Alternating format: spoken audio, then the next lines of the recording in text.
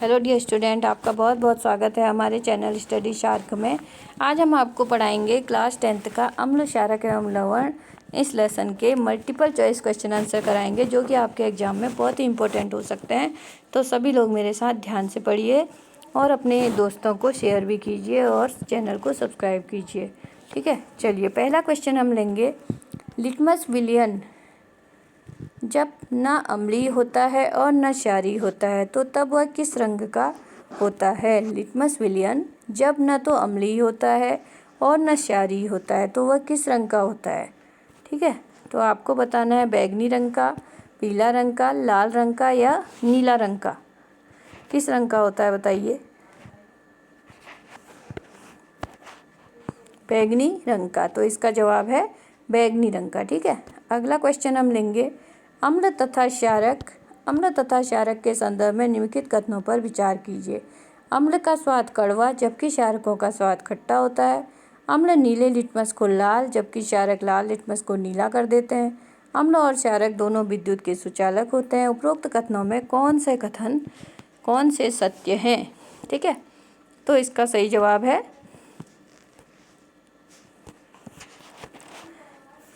दूसरा, केवल दो वाला। अम्ल नीले लिटमस को लाल जबकि क्षारक लाल लिटमस को नीला कर देते हैं। ठीक है, चलिए अगला क्वेश्चन लेंगे। निम्नलिखित में से कौन सा तत्व सभी अम्लों में निश्चित रूप से उपस्थित होता है। हाइड्रोजन, क्लोरीन, सल्फर या सोडियम। तो कौन सा होता है भिन्न निश्चित रूप से उपस्थित, कौन सा होता है बताना है आपको। तो इसका सही जवाब है हाइड्रोजन। तो सभी अम्लों में निश्चित रूप से हाइड्रोजन क्या होता है, उपस्थित होता है। ठीक है, अगला क्वेश्चन लेते हैं। कपड़ों पर लगे हल्दी के दाग पर जब क्षारकीय प्रकृति वाला साबुन रगड़ते हैं तब उस धब्बे का रंग लाल भूरा हो जाता है। ऐसा इसलिए होता है क्योंकि साबुन हल्दी से मिलकर अम्लीय प्रभाव उत्पन्न करता है। साबुन हल्दी से मिलकर उसकी अम्लीय प्रकृति को उदासीन कर देता है। हल्दी एक प्राकृतिक सूचक है। हल्दी की प्रकृति क्षारकीय है। तो इसका सही जवाब क्या होगा। इसका सही जवाब है क्षारकीय वाला साबुन रगड़ते हैं तथा उस धब्बे का रंग लाल भूरा हो जाता है। तो इसका जवाब है हल्दी एक प्राकृतिक सूचक है। ठीक है, अगला प्रश्न लेते हैं। मानव उदर के संदर्भ में निम्नलिखित में से कथनों पर विचार कीजिए। मानव उदर सल्फ्यूरिक अम्ल उत्पन्न करता है जो उदर को हानि पहुंचाए बिना भोजन के पाचन में सहायक होता है। नंबर 2, अपच की स्थिति में मानव उदर बहुत अधिक मात्रा में अम्ल उत्पन्न करता है जिससे उदर में जलन का अनुभव होता है। तो इसमें केवल 2, इसमें तो आंसर आपको पहले ही दिख गया है, तो सेकंड वाला इसमें सही है। ठीक है, अगला प्रश्न लेते हैं। पीएच स्केल के संदर्भ में निम्नलिखित कथनों पर विचार कीजिए। तो क्या है, इसमें सामान्य 0 से 14 तक पीएच ज्ञात कर सकते हैं।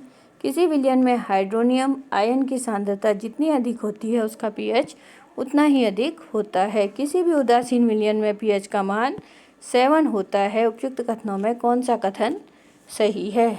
तो इसका जवाब बताना है आपको 1 और 3। तो पहला क्या है, इसमें सामान्य 0 से 14 तक पीएच ज्ञात कर सकते हैं, ये सही है। और दूसरा कथन कौन सा है, 3, किसी भी उदासीन विलयन के पीएच का मान जो है 7 होता है। ठीक है, चलिए नेक्स्ट क्वेश्चन लेंगे। निम्नलिखित कथनों पर विचार कीजिए। मानव शरीर में 7.0 से 7.8 पीएच परास के बीच कार्य करता है। नंबर 2, वर्षा का जल पीएच मान 5.6 के कम हो जाने पर वह जल अम्लीय जल कहलाता है। नंबर 3, मुंह का पीएच मान बढ़ जाने पर दांतों का क्षय प्रारंभ हो जाता है। इसमें से कौन से सही हैं, कौन से कथन इसमें आपको सही लगते हैं। तो 1 और 2। तो पहला कथन इसमें सही है और दूसरा कथन सही है और तीसरा गलत है। ठीक है, चलिए अगला प्रश्न लेंगे। नेटल पौधे के पत्तों को छूने पर डंक जैसा दर्द होता है। यह दर्द किस अम्ल के स्राव से होता है। नेटल पौधे के पत्तों को छूने पर जो है डंक जैसा महसूस होता है हमें दर्द। ठीक है, तो यह दर्द किस अम्ल के छूने से होता है। ऑक्जेलिक अम्ल, मेथेनाइक अम्ल, सिट्रिक अम्ल या हाइड्रोक्लोरिक अम्ल। तो इसका सही जवाब क्या है, मेथेनाइक अम्ल। ठीक है, अगला क्वेश्चन लेंगे। मधुमक्खी के डंक मारने पर निम्नलिखित में से किस पदार्थ के उपयोग से आराम मिलता है? फार्मिक अम्ल, सोडियम क्लोराइड, सिरका, बेकिंग सोडा। तो किससे आराम मिलता है? बेकिंग सोडा से। अगला प्रश्न है, विरंजक चूर्ण के संदर्भ में कथनों पर विचार कीजिए। हाइड्रोजन गैस का उपयोग विरंजक चूर्ण के उत्पादन के लिए किया जाता है। इसका उपयोग पीने वाले जल को जीवाणुओं से मुक्त करने के लिए किया जाता है। रोगाणुनाशक के रूप में किया जाता है। विरंजक चूर्ण का उपयोग कई रासायनिक उद्योगों में एक साथ उपाचयक के रूप में होता है। इसमें से कौन सा कथन सही है? तो आपको बताना है केवल 2 और 3। तो इसमें पहला जो है गलत है, दूसरा और तीसरा सही है। ठीक है। अगला प्रश्न लेंगे, किस गैस के कारण पाव, रोटी या केक फूलकर मुलायम और स्पंजी हो जाते हैं? तो nitrogen gas, oxygen gas, chlorine gas, carbon dioxide. किस गैस के कारण जो है पाव, रोटी या केक फूलकर मुलायम हो जाते हैं? कार्बन डाइऑक्साइड के कारण। ठीक है। चलिए अगला प्रश्न लेंगे, निम्नलिखित में से किसका उपयोग सोडा अम्ल अग्निशामक के रूप में किया जाता है? किसका उपयोग सोडा अम्ल अग्निशामक के रूप में किया जाता है? धावन सोडा, विरंजक चूर्ण, बेकिंग सोडा, सोडियम क्लोराइड। किसका किया जाता है बताइए? Baking soda. ठीक है। अगला प्रश्न लेते हैं, धावन सोडा के संदर्भ में दिए गए कथनों पर विचार कीजिए। इसका उपयोग जल की स्थायी कठोरता दूर करने के लिए किया जाता है। इसका उपयोग घरों में साफ सफाई के लिए होता है। इसका उपयोग कांच, साबुन, कागज आदि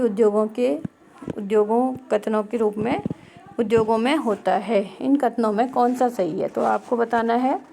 तो इसमें तीनों ही कथन जो है हमारे, ये तीनों सही हैं। ठीक है। चलिए अगला प्रश्न लेंगे, जिप्सम को कितने केल्विन तापमान पर गर्म करने पर यह जल के अणुओं को त्याग कर प्लास्टर ऑफ पेरिस में बदल जाता है? तो 273 के, 373 के, 280.73 के या 212 के। तो इसका सही जवाब क्या है?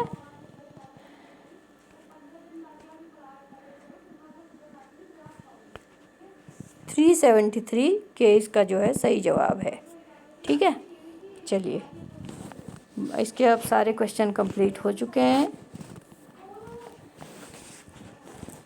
तो इसी तरह आप लोग मेरे साथ बने रहिए, चैनल को सब्सक्राइब कीजिए। हम इसी तरह रोज़ मल्टीपल चॉइस क्वेश्चंस भी कराएंगे, लॉन्ग क्वेश्चंस भी कराएंगे, सभी कुछ आपको कराएंगे जिससे आपकी पढ़ाई बहुत अच्छे से हो सकी। Thanks for watching.